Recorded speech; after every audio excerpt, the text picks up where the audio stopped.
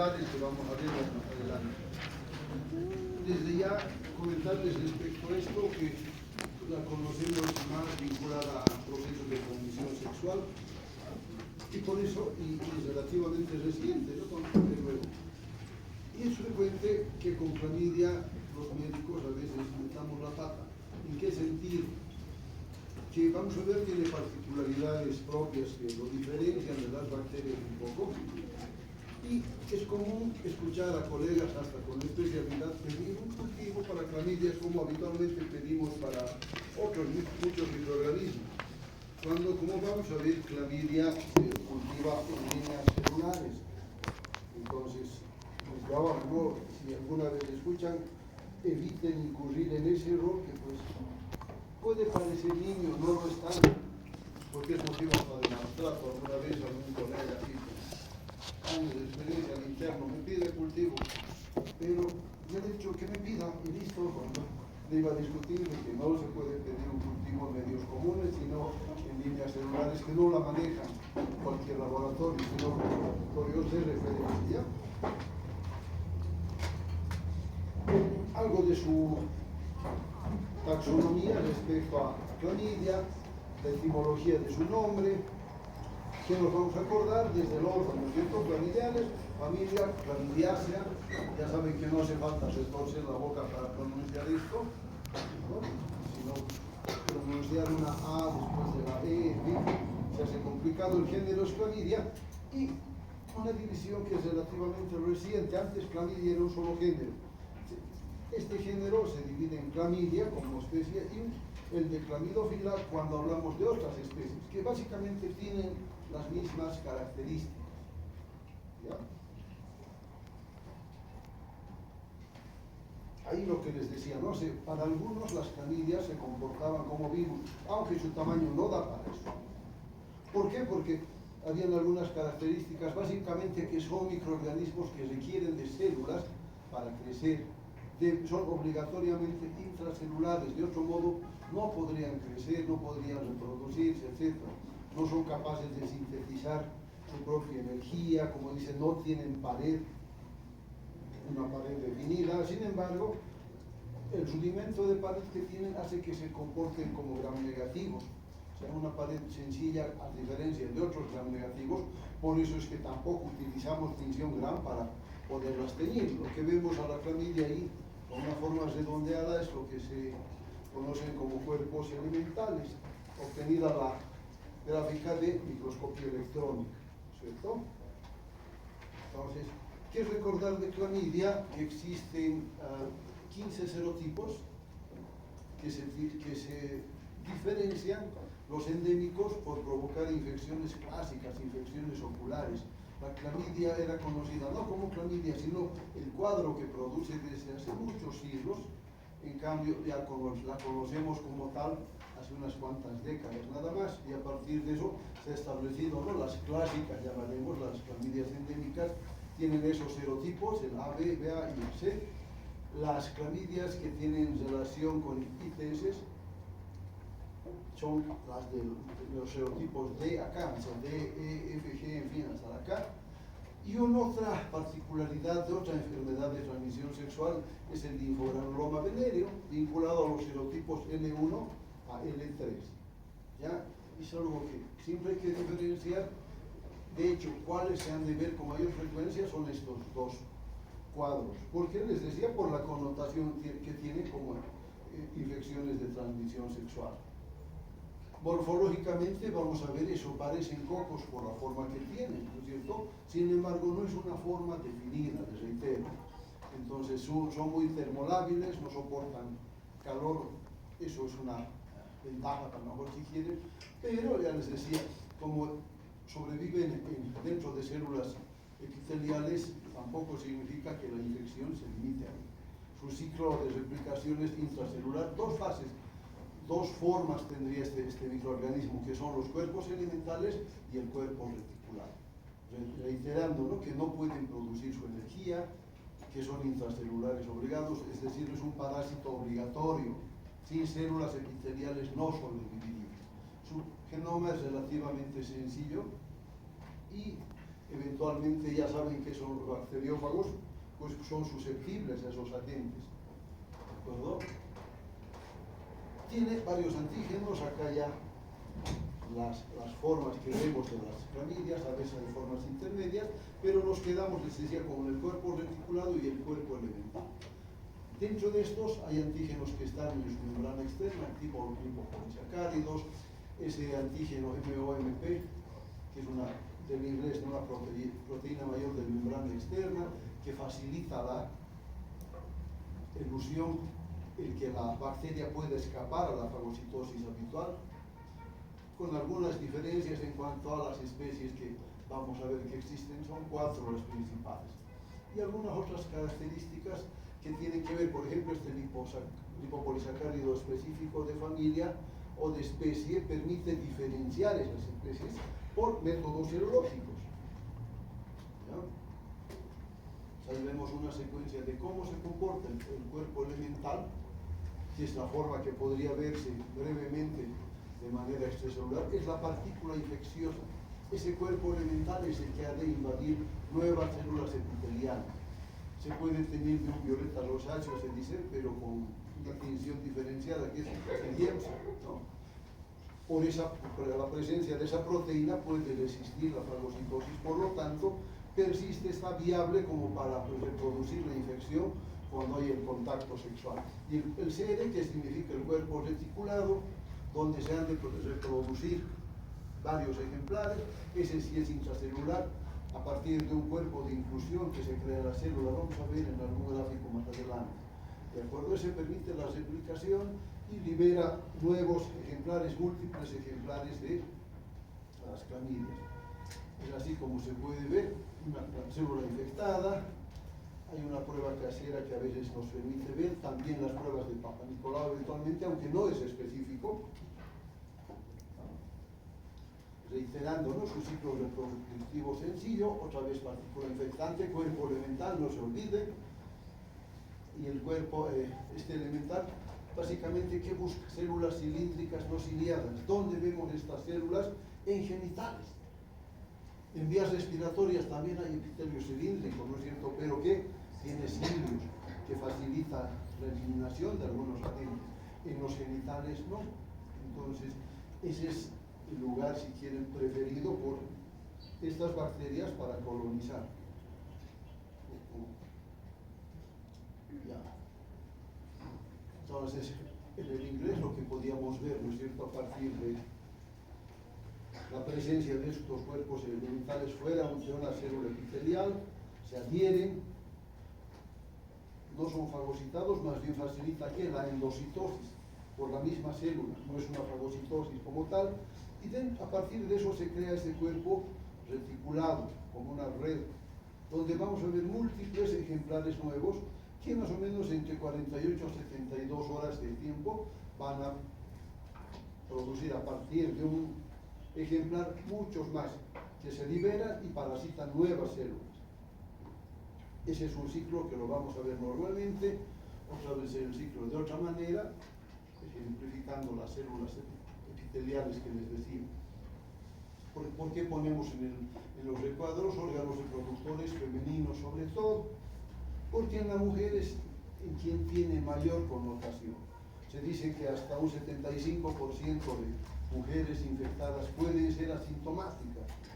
Por lo tanto, si no hay síntomas, si no hay molestias, cualquiera supone pues que no hay problema, por lo tanto, a veces baja la guardia, deja de tener medidas de prevención.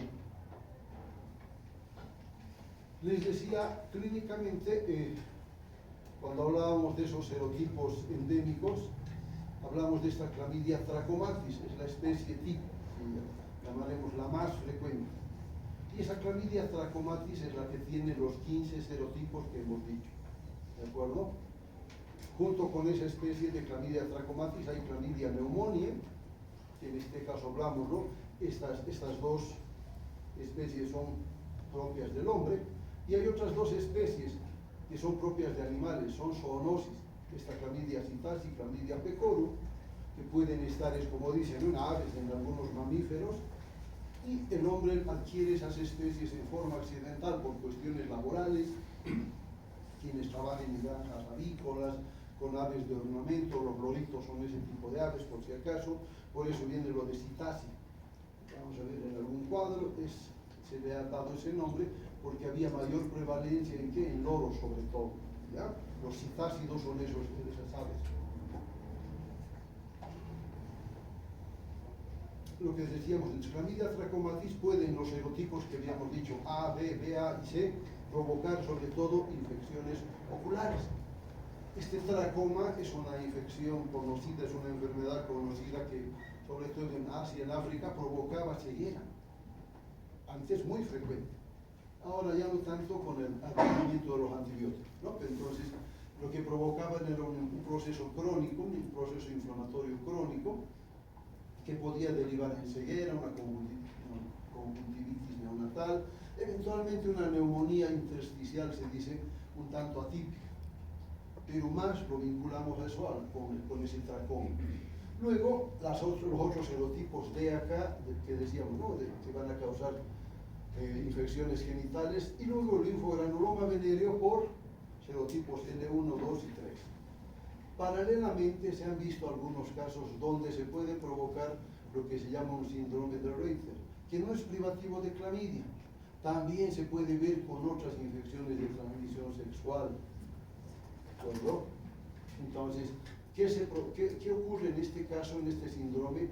Es un proceso autoinmune que se desencadena por la presencia de algún agente y que puede tener repercusiones en algunos casos, provocando problemas reproductivos sobre todo. ¿De acuerdo? En la mujer, estos cuadros son los que más trascienden cuando se presentan. Cuando vemos cuadros de estos, pensamos primero en gonorrea, ¿cierto?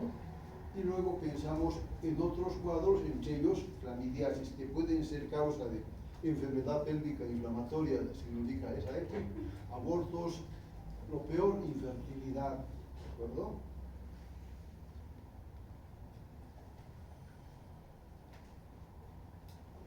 Lo que les decía, esta clamidia citasi ha de provocar lo que se llama la citacosis en los loros, o en los humanos se llama ornitosis, ¿de acuerdo?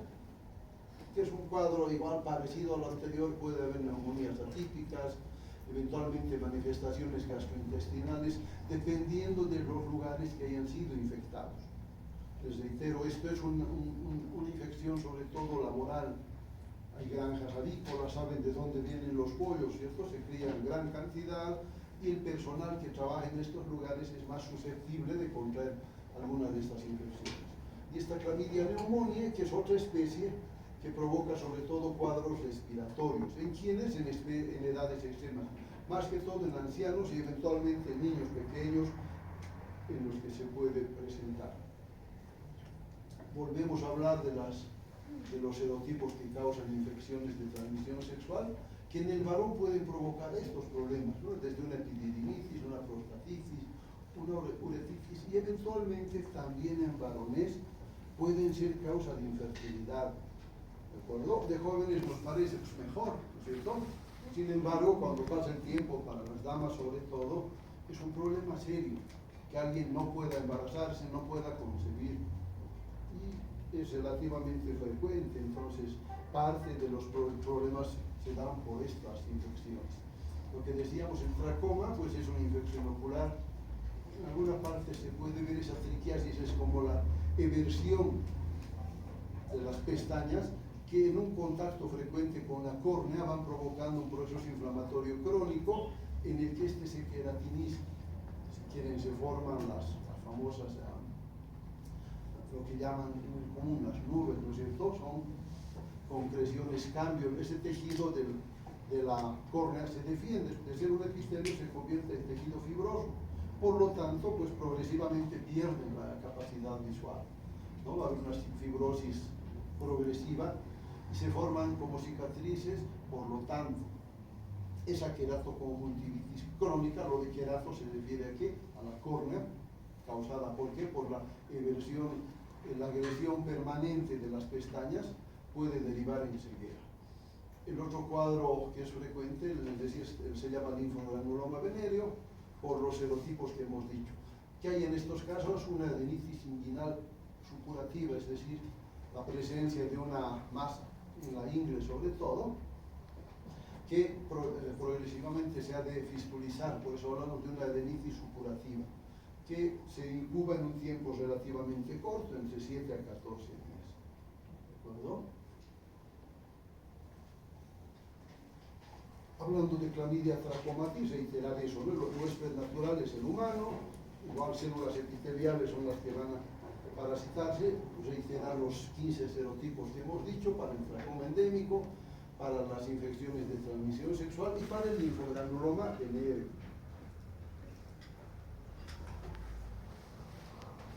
En el tracoma, que vamos a ver, las lesiones oculares que hemos visto, el linfogranuloma venéreo es este que les decía, una adenitis importante, que luego se ha de abrir, ya se nota, ¿no es cierto?, los signos de inflamación, la flogosis que llamamos, y eso algún rato se fistuliza, se abre, revienta, decimos, ¿no es cierto? En términos médicos eso es fistulizar, cuando se abre espontáneamente, porque ya el pus que contenía, pues logra eso.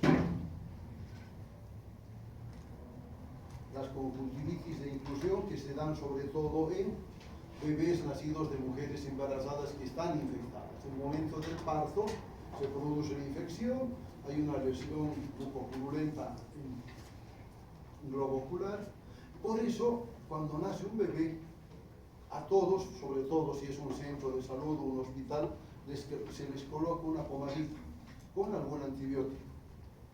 Eso es parte de las normas. ¿Para qué? Para evitar estos problemas que pudieran darse, que si la mujer no tuvo control, no podemos hacer pruebas en todas las que vienen, sobre todo en los hospitales públicos, no hay recursos.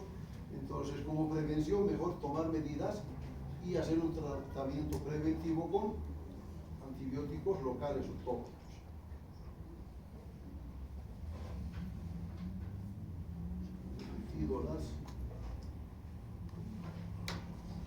Si hablamos de clamidia citasi, sus hospederos naturales, aves sobre todo, y eventualmente algunos animales domésticos también, por el contacto con estas aves.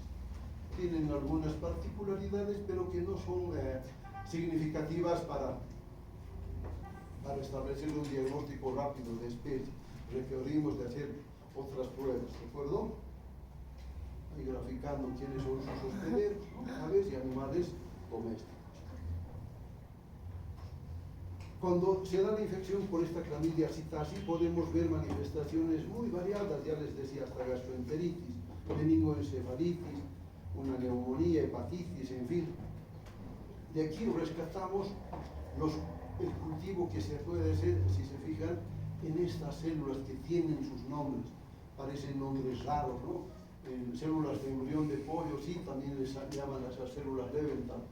Lo más específico son estas células McCoy, que habían sido fibroblastos de ratón, o las células HeLa, que son células que se pueden conservar en laboratorio, libres de infección, y en este caso habían sido unas células cancerosas. Hace años se encontró que células cancerosas de un cáncer de cervix uterino podían mantenerse en laboratorio indefinidamente. Valiéndonos de esa observación, de ese hallazgo, a esas células le podemos colocar algún microorganismo y le da pues el medio, el sustrato adecuado como para que puedan desarrollarse y luego podamos identificar, de acuerdo a la muestra que hemos puesto, de qué se trataba. Podían ser virus o en este caso podemos usar clamidias. Ante esa sospecha pudiéramos hacer. El procedimiento es complicado. Les decía, no en cualquier laboratorio se manejan estas células. Por lo tanto, para los laboratorios de referencia sí nos sirve. Más fácil que esto es hacer pruebas serológicas o pruebas moleculares como el PCR. Las serológicas son esta IFD, que sería inmunofluorescencia directa, o la prueba de ELISA, de la que seguramente ya han hablado, ¿no? Volviendo a lo de clamidia citasi, también se puede hacer tratamiento con agentes como la tetraciclina, eritromicina, la acitromicina.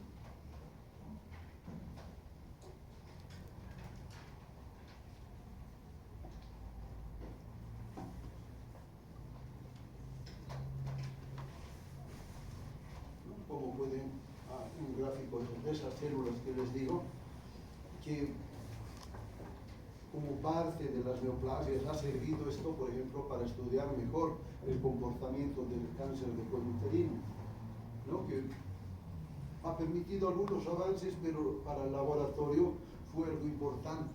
Ya les digo, pueden mantenerse durante décadas en las condiciones adecuadas, cual si se tratara de organismos autónomos. Entonces, es parte de lo que se puede encontrar. Hablando de Chlamydia pneumoniae, el nombre viene de una cepa tuar, se llamaba así, por el hallazgo en Taiwán, el año está mal, es por los 60 que se ha encontrado esto, no tan reciente como el 86, y por esa época pues, se hizo el hallazgo. A partir de ese hallazgo es que se ha empezado a hablar más y a conocer mejor a las clamidias. Ya no 1986, les reitero, era 1968. Entonces, eso ha permitido ya establecer que habían varias especies, como hemos visto al comienzo, algunas especies de animales. Ese proceso crónico que había del tracoma había estado vinculado con un nuevo género de microorganismos, y como los demás tiene un cuerpo elemental, en este caso, como tiene otra connotación para vías respiratorias, la transmisión ha de ser por esos fluidos, por los exudados o secreciones respiratorias, ¿ya? Se dice que en algunos lugares está tan difundido que la mitad de las personas tienen anticuerpos contra Chlamydia pneumoniae, no en todos los lugares. La incubación es un tanto más larga y los grupos de riesgo son edades extremas, como niños pequeños, los de guarderías o de kinderes, y ancianos, ¿de acuerdo? Les decía, ¿no? ¿Cómo se observa la Chlamydia pneumoniae? Un hallazgo así raro en nervio óptico. Ya se han encontrado luego los problemas que pudiera causar en pequeños. ¿Qué hace esta Chlamydia pneumoniae? Para infectar algunos macrófagos donde en los alveolos respiratorios, ¿no? Son también células epiteliales.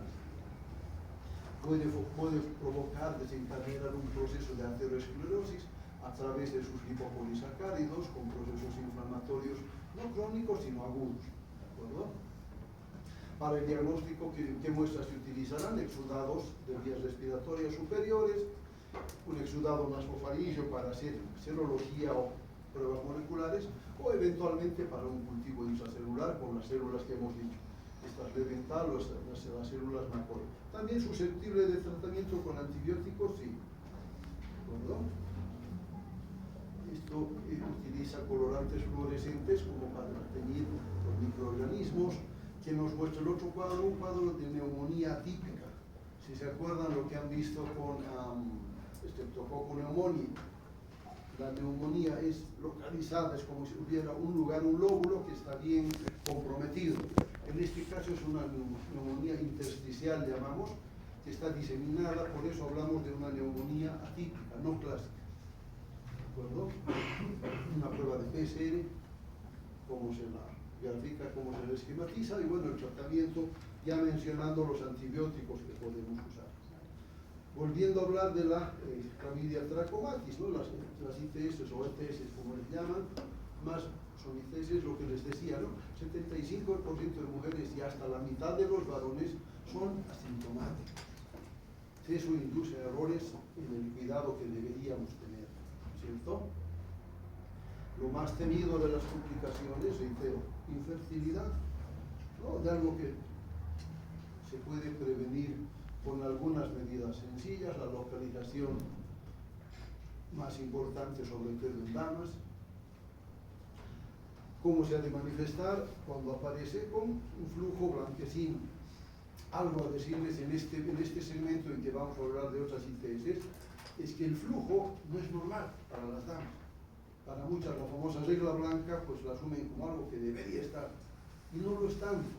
Ahí vamos a diferenciar, obviamente, de las secreciones, es un lugar, los genitales femeninos, que no puede estar seco, pero dependiendo de los días del mes, van a ver hay días en los que pareciera haber un poquito más de flujo, sobre todo mucoso, que es el que ha de lubricar los genitales.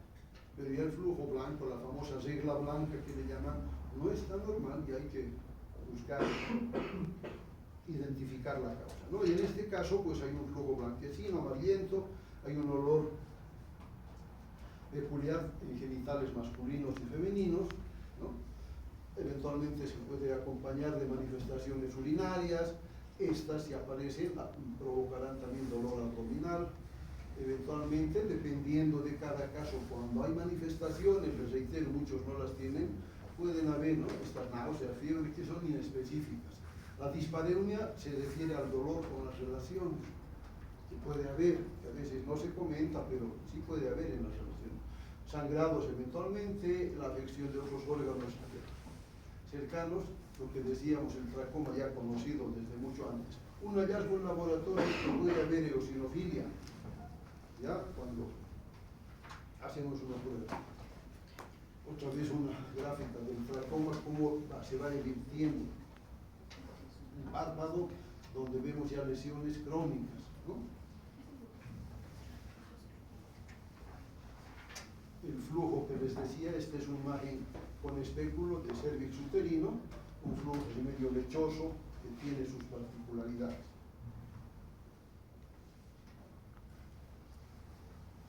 Habíamos visto hace rato una fotografía de este linfogranuloma venéreo, recordar eso, ¿no? Serotipos L1, L2 y L3, como dice, una infección linfática con ataque a los ganglios linfáticos, y cuando supuran se forman esos bubones.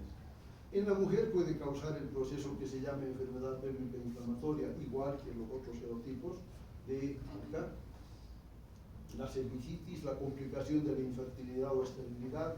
Eventualmente pueden haber embarazos ectópicos. Si alguien no sabe qué es esto, es cuando el embarazo se queda en las trompas. Si se acuerdan del proceso de la fecundación, en las trompas se da la fecundación. Si por efecto de una enfermedad inflamatoria, de la afección de las trompas por clamidia, lo que hace es la trompa reducir su calibre, reducir su luz. Si el óvulo fecundado, en esa migración que debe seguir para llegar a útero, no tiene la facilidad porque va creciendo, se van, ¿no es cierto?, multiplicando las células, por lo tanto, pues se queda en la trompa y ahí continúa su desarrollo. A eso llamamos embarazo ectópico. Si eso ocurre, es un proceso que acaba con una cirugía, se resuelve con un acto quirúrgico. Y mucho peor si es que este se complica, porque tiene un límite para crecer ese embarazo, la trompa no puede contenerlo más, y ¿qué hace? Se abre. Estalla la trompa, se disemina sangre a cavidad peritoneal, hay que operar esas pacientes. En otros casos el embarazo puede seguir, pero puede acabar con un parto prematuro, o si es precoz el embarazo, en un aborto espontáneo, ¿ya? Otra vez el que habíamos hablado es el síndrome de Reiter, ¿no?, proceso autoinmune, donde hay problemas cutáneos, problemas oculares, problemas urinarios, con compromiso del estado general. La gráfica a través del linfogranuloma, creo que la anterior estaba mejor, ¿no? Cuando se dan abortos espontáneos, este es un embrioncito, a veces el saco íntegro se elimina, y aquí se nota algo de lo que va a ser la cabecita, ¿no?, y los globos oculares. Un parto prematuro con bebés nacidos antes de tiempo, que pues tienen muchas dificultades para sobrevivir. La conjuntivitis que decíamos, crónica, con las córneas ya muy inflamadas, con menos frecuencia procesos artríticos pueden darse, ¿ya? Para el diagnóstico, ¿qué vamos a utilizar? Muestras, dependiendo del lugar. Si son de genitales, pues el flujo, ¿cierto? Si se puede hacer el cultivo en las células McCoy, les decía, o mejor hacer las pruebas serológicas, como la inmunofluorescencia directa, el enzima análisis, que es la prueba de ELISA, o el PCR.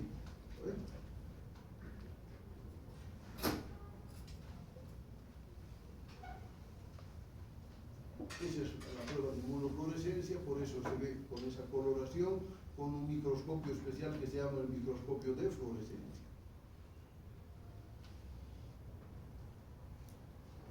También existen pruebas caseras. Hay una prueba que se llama Clamidia Sim, parecida a las pruebas del test de embarazo, que se puede comprar en farmacia. No es muy específico, pero eventualmente es una prueba de diagnóstico rápido que nos orienta mucho como para empezar el tratamiento. Ya les decía, la tinción que utilizamos es esta GIEMS. No utilizamos tinción Gram por si acaso, tómenlo en cuenta. Luego las pruebas moleculares, que puede ser la PCR o también la LC, que es la reacción en cadena de ligasa. Alguna diferencia respecto a la PCR, pero es parte de esas pruebas, porque decíamos inmunofluorescencia directa, el diagnóstico serológico tiene un buen resultado, tiene una buena sensibilidad. La hibridación in situ es otra prueba molecular, y lo que les decía, ¿no?, la prueba de ELISA. Un ejemplo de cómo se hace la PCR y se evalúan.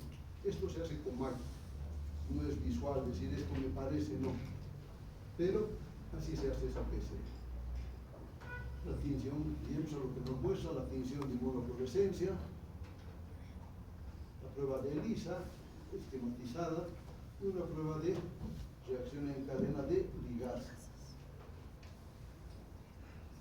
Para el tratamiento podemos utilizar varios antibióticos, dependiendo del cuadro. Por ejemplo, si pensamos en un problema ocular, la citromicina debe ser importante. En el ingranuloma venéreo se dice que sería más adecuada, más efectiva la tetraciclina. En las conjuntivitis y neumonías recién nacidos, la eritromicina. En cuadros oculares también la doxiciclina, así como las ITS. Junto con el tratamiento, algunas medidas complementarias o sugeribles, como la abstinencia, ¿no?, de relaciones, por lo menos 7 días después de terminar. Lo que decíamos hace rato como preventivo, Icetobrex o Salatán son los nombres comerciales de los antibióticos que utilizamos. En los casos de infecciones de transmisión sexual, acitromicina, doxiciclina u ofloxacina. Para que hagan memoria a qué grupos de antibióticos corresponden. ¿Esta ofloxacina es qué? Es un antibiótico, lo son, pero ¿a qué grupo? Así hacemos memoria en las prácticas, nos preguntan. Por su sufijo, ¿qué será? Ofloxacina, ciprofloxacina, norproxacina, ¿qué son? ¿Quién se anima a ver? ¿Quién es de mi grupo? Voy a identificar. Ya hemos hablado de esto. ¿Cómo es cristal? Y las otras, la citromicina, igual con la terminación, eritromicina, citromicina, roxitromicina, claritromicina, ¿qué son? Macrólido. Y la doxiciclina, doxiciclina, me estaba ahí viendo un lapsus. Doxiciclina, debería decir, ¿a qué se parece? Si estamos hablando hace rato, esta es de elección, que acababa también en ciclina. Tetraciclina. Entonces, a las tetraciclina. Y que acaban en floxacina o floxacina, empieza con Q, esa familia. Quinolonas, ¿cierto? Eso van a manejar después todo el tiempo. Acuérdense, no como un rosario a repetir, sino asociando ideas, y ahí nos acordamos cómo funciona. ¿De acuerdo? La prevalencia, bueno, la candidiasis es lo más frecuente. Si en esos números, no más de 1 millón de casos que se han reportado, sin contar que deben ser muchos más los que no se reportan. ¿Por qué? Porque habíamos visto que la mayoría son asintomáticos, ¿no es cierto? Entonces, las formas de transmisión, sobre todo de los serotipos de ITS, pues hay que nomás reconocer que las relaciones no son solamente pues, de una manera, pueden ser de varias. Entonces esos mecanismos de contagio también se verán ampliados. Población en riesgo para las ITS, pues sobre todo varones, mujeres en edad reproductiva e indirectamente los bebés cuando la madre no se cuida. ¿De acuerdo? ¿Qué haremos la prevención? Entonces, en lo posible, el Papa Nicolau anual, que nos puede permitir ver e identificar algunas cosas. El uso de preservativos ya parece manido, trillado, pero no deja de ser importante. ¿No es cierto? Y alguien se me va a reír la abstinencia, pues, este doctor anticuado. No es tanto cuando queremos prevenir. Ya cuando hablamos de ITS, las damas sobre todo, ¿por qué sentirse menos, por ejemplo, si saben que pueden pasar cosas, tener en la cartera un preservativo? ¿Para qué? Para a la pareja. Si quieres, bueno, póntelo. Si no, no hay. Porque así debería ser, ¿no es cierto? Si es algo tan íntimo, ¿por qué no haber la confianza para hablar? Para cuidarse. ¿No? que el varón nos diga, no, es que no se siente igual, obviamente, pero también, pues, la mujer cómo se sentirá si el varón no se cuida. No solo por ITS, ¿sabes? También por embarazos no deseados que son frecuentes. Y como estudiantes de medicina no estamos inmunizados, ¿verdad? Yo soy de medicina. Sí, sabemos cómo resolver, pero es mucho más complicado. Lo mejor, antes de pensar en la resolución, en las soluciones, mejor pensar en la prevención, ¿de acuerdo? En la embarazada, ya les digo, por la connotación que tiene respecto a partos prematuros, esos bebés que están expuestos a neumonías atípicas, a las conjuntivitis, con más razón, tendrán que extremarse cuidados, ¿no es cierto? Hablar del preservativo, de la abstinencia, en fin, así parezca anacrónico, no lo está. Y acabamos con eso. Si hay preguntas, pues tenemos algo de tiempo. Además, gracias.